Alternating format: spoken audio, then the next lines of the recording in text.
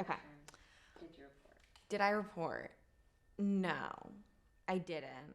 Um, I didn't take any legal action, and honestly, I think part of it was because like when it was happening to me and when I like could have taken legal action, it was something that I didn't even like realize was happening to me. I never even really thought about it because he was a really rich kid. He had a rich, powerful family, so I knew that um, I wouldn't really stand a chance.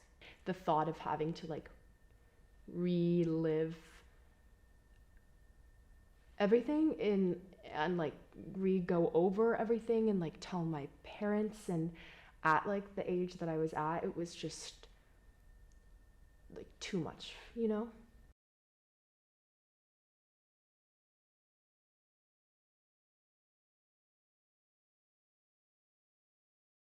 And the other reason why I chose to report like after like I went to the hospital was because that's when I met my advocate from Victims Assistance Services, and learning that they would be there with me to go to the places, like the precinct, and and talk to the detective, that felt more doable to me. I was like, oh, maybe I can actually do this.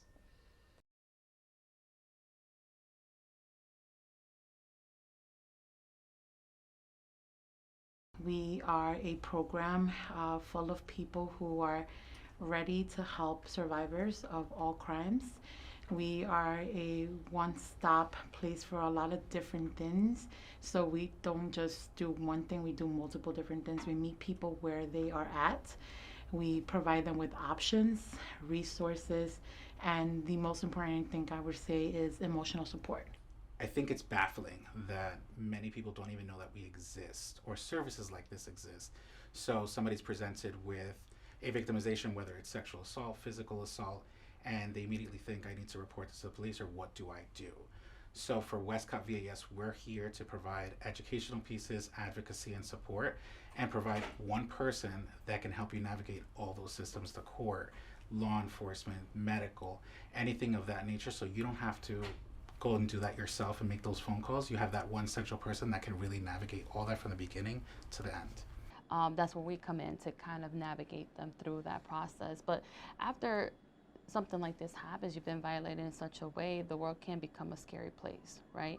And I think first responders, such as law enforcement, doctors, it could really determine how far one takes this course. We are free of charge for clients. They can come to us. They don't have to go through insurance, which is great because that's one less stressor they have to worry about when trying to help themselves.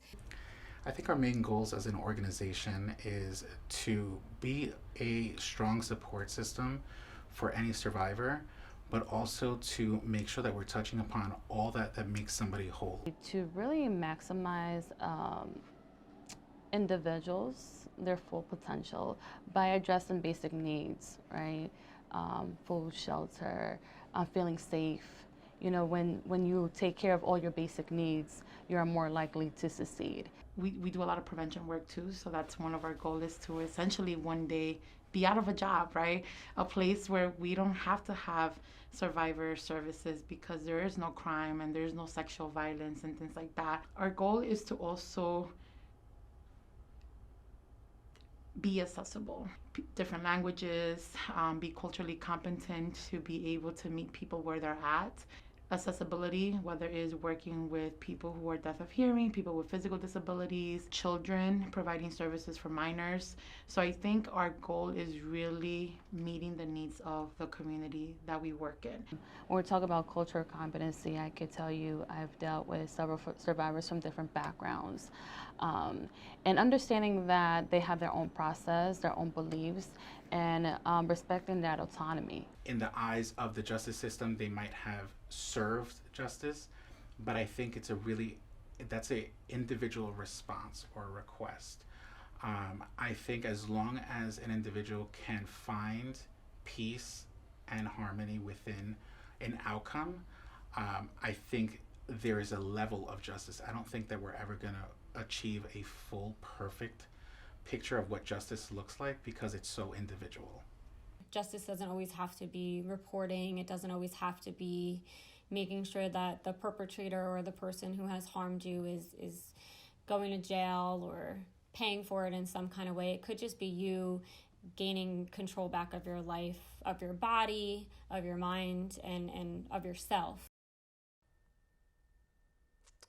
Like, when I think about it, I don't know if justice is necessarily like something that I think is achievable.